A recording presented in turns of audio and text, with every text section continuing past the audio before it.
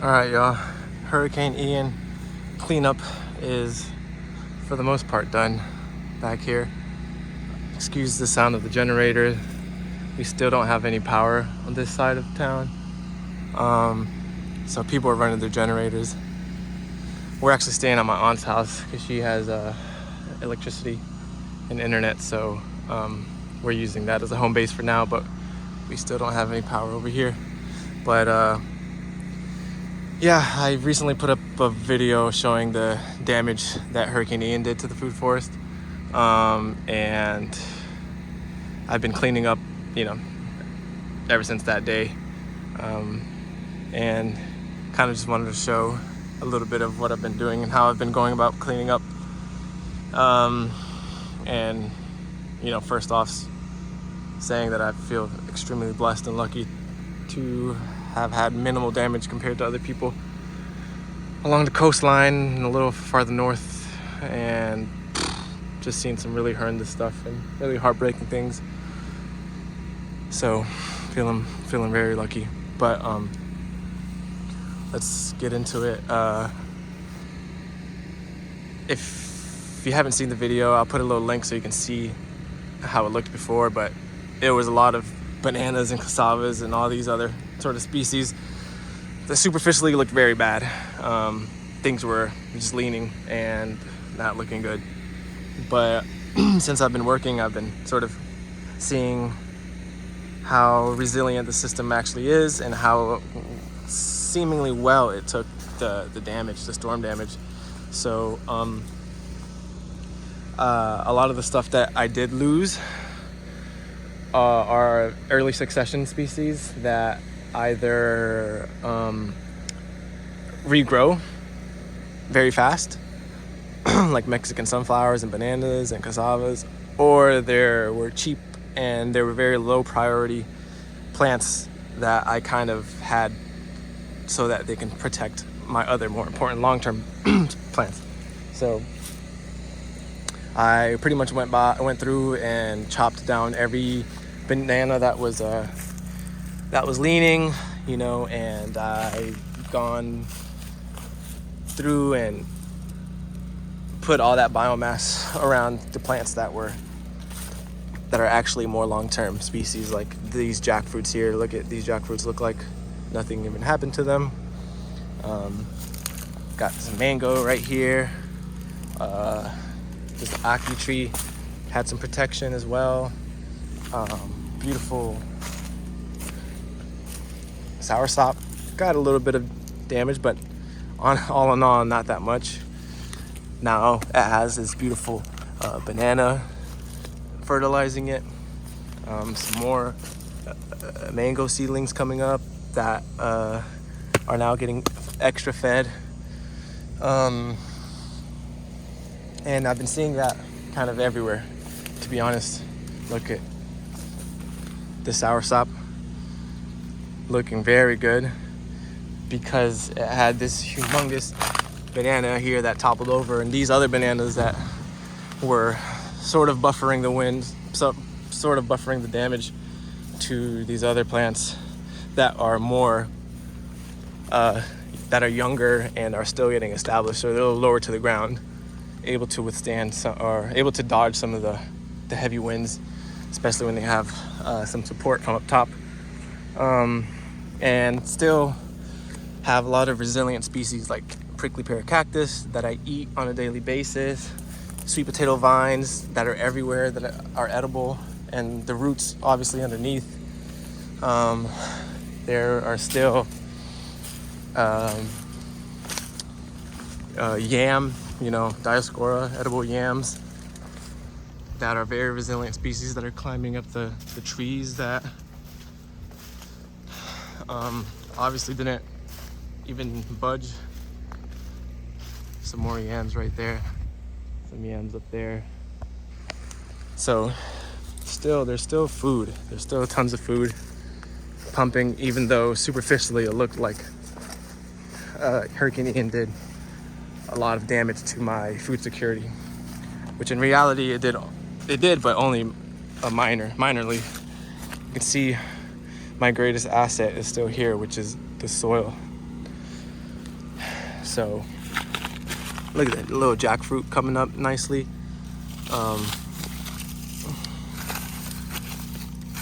So this, like I said in the video I made a long time ago when I had the frost, this is my thing that I'm caring for the most, and it's still here. So one of my biggest sort of mottos, philosophies, is that death is just an opportunity for more life. And that's exactly, this is a prime example right here. So a lot of things died, quote unquote, a lot of bananas, a lot of cassavas, but they didn't die definitively. They were only sort of recycled. So the death of one thing equals the life of another thing, and you can see it here.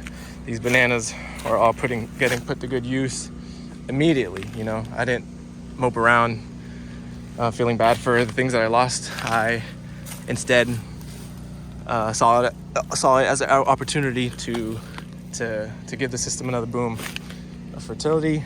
And you can see it here. This banana thankfully stayed upright, so I fed it some more banana. And these turmerics kind of are flopping over, but you know, they're gonna lose. They're getting towards the end of their life cycle anyways. They're still photosynthesizing. They're still gonna produce a crop. You know, they're already on their way out anyway, so not too much of a bummer there, because that's their life cycle anyways. Got some things that are still leaning, but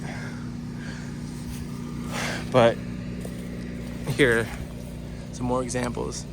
And the mango seedling didn't flinch because I had all this other stuff to sort of take the damage, so to speak, kind of jump in front of the, kind of like a shield. Big old papaya that used to be here had to get chopped down, and now it's feeding the system some more. Now it's feeding these mangoes, these beautiful mahogany seedlings that are doing very well. This beautiful sugar apple had that protection. So yeah, a lot of the things that got hit were the things that are indispensable to me anyways, indispensable to the system, and they were meant to be pruned back anyways. It's just Mother Nature had her own plan on when she wanted to prune them back. All these cassavas I'm gonna use for later plantings. And yeah, you can see just more sort of opportunities for new life to come up.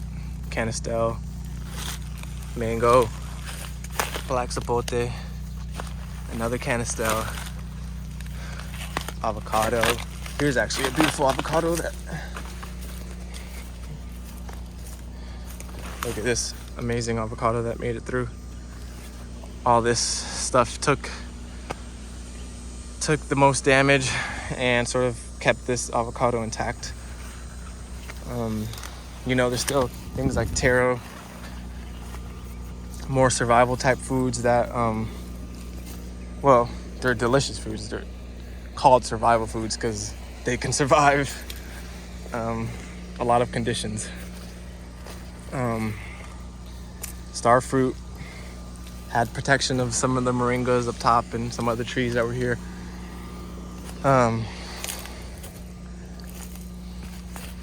These bananas got cleaned up a little bit. They'll keep pushing their way up. I even found a little volunteer squash coming along, so there is food in abundance here. Like I said, the edible yam.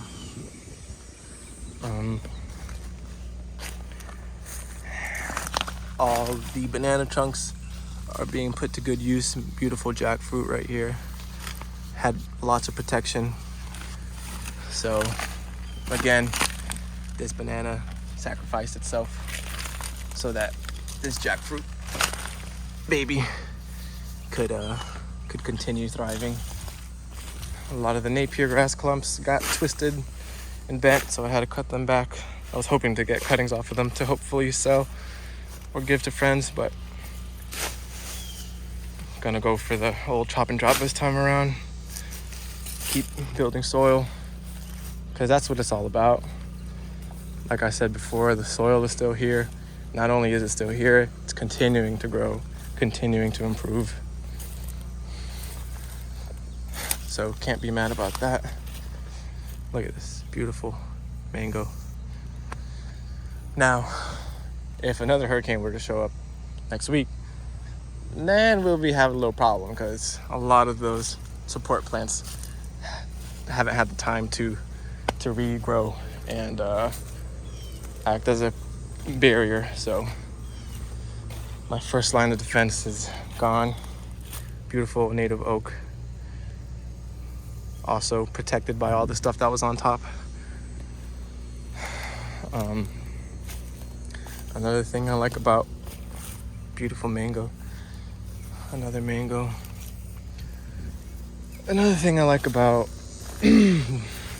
events like hurricanes and frosts and things like that is that they sort of give me a blank slate to work with.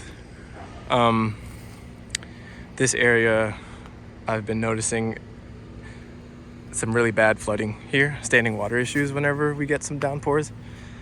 And I'm glad that it's here, because I kind of don't have a lot of important things in this area. It's kind of just like, kind of an area that still needs a lot of work. So this hurricane kind of helped me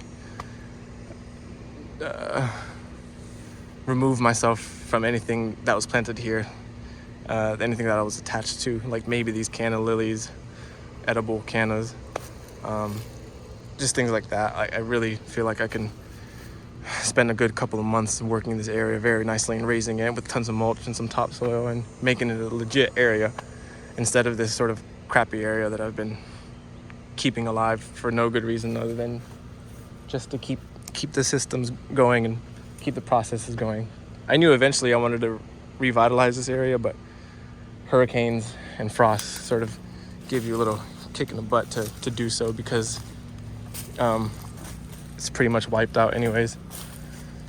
But you can see a lot of the things that made it through because of the cassavas and stuff that were towering over it and that blew over, and we're taking that wind damage so that this starfruit didn't have to take the wind damage, or this Sterculia foetida didn't have to take the wind damage because this banana did.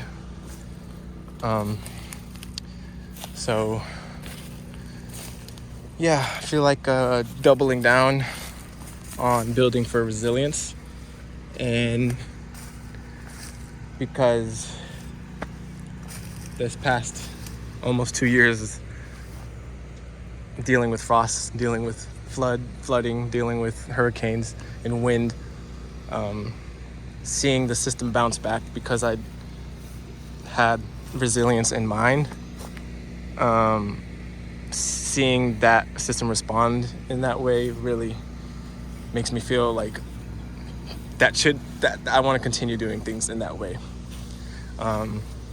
Sure, I might sacrifice a bit of productivity, I might sacrifice some efficiency and organization, but when you build for resilience, it kind of pays for itself in situations like these where you get hit hard from Mother Nature.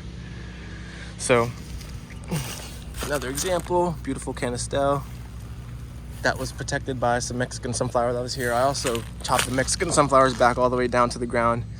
They were about this high or so, about that high. I haven't chopped these yet. So you can see these are these got hit by the wind, and they're not as stable as I would like them to be. So I'm gonna reset them, pretty much chop them back down so that they can get another flush of growth that didn't have hurricane force winds. That didn't have to deal with hurricane force winds, so that it's a little bit stronger of a flush. Because we're still about 3 months or so away from any potential chance of real frost. So I feel like I can get away with one more Mexican sunflower chop. But yeah, this building for resilience, having so much stuff here so that my plants that I really care for, like these baby jackfruits, have a nice, safe place to be, because I can only imagine during that storm, all this stuff. These bananas were probably getting shredded. Of course, the cassavas were getting. But these little baby jackfruits were nice and safe in this little community of plants here. And like I said, I'm always implementing resilient plants in there as well. Helps too. This is I think a mountain soursop, a very resilient plant. Because if there's a bad hurricane, guess what's gonna come up first after something like that? Those really hardy, resilient plants. Pineapples as well, another resilient plant to have, because they're so low lying and they're so hardy that they'll take a hurricane any day and be fine with it. So, incorporating resilient plants, incorporating high density, high diversity, and always having succession in mind, because death is a sure part of Mother Nature, and if you don't have something to replace the death of a species, then you're gonna have to start from scratch again, unfortunately. So always keeping that in mind is something that I'm trying to keep in mind, just continuing to have those 4 pillars of syntropic agroforestry in mind, because they are super, super resilient. It's one thing to learn about theory and learn about syntropic theory online and see all these people do it, but not until you actually do it in person and see the results. When Mother Nature gives you back-to-back major events, frost, flood, and hurricanes, it's not until you see that resilient system respond that, at least I personally, made me a true believer, you know. So, still got a little bit of work to do, but like I said earlier in the video, I'm very lucky to not have had it as bad as people on the coast. Got all these sweet potatoes to harvest sometime soon. I'll be leaving Florida for 2 weeks. I'm going to Oregon, so I'll probably be updating when I get back. Here's another example of a death turning into life. This native oak tree toppled over, so I cut it down, used all the trimmings to fertilize this beautiful banana, and I got the wood at the house, so I can do something with that wood, or just use it for firewood, or just use it for more fertilizer out here. But yeah, here's some more soursops getting fed by the downed bananas.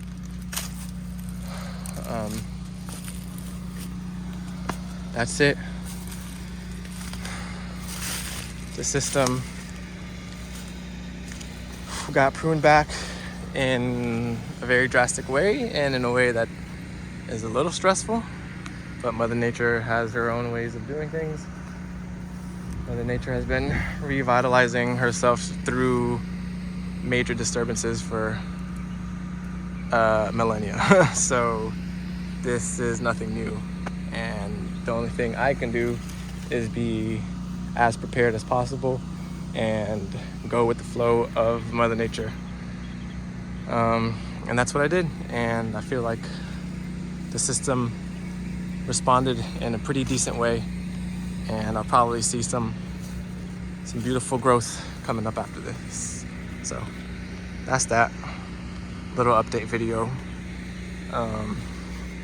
Because when I made the video showing the damage, I was sort of in a rush and still very tired from my little cold, and felt like I didn't do much of a great job showing the extent, the details of the damage. It was sort of like a run through. But still a thriving ecosystem here, a thriving habitat. See a bunch of little froggies and snakes and rabbits still seeking refuge in this. My sugar apples are still thriving. All of these other plants are thriving because they had some protection from that gnarly storm. But I'm gonna leave that for now. It's enough rambling. See y'all in a few weeks.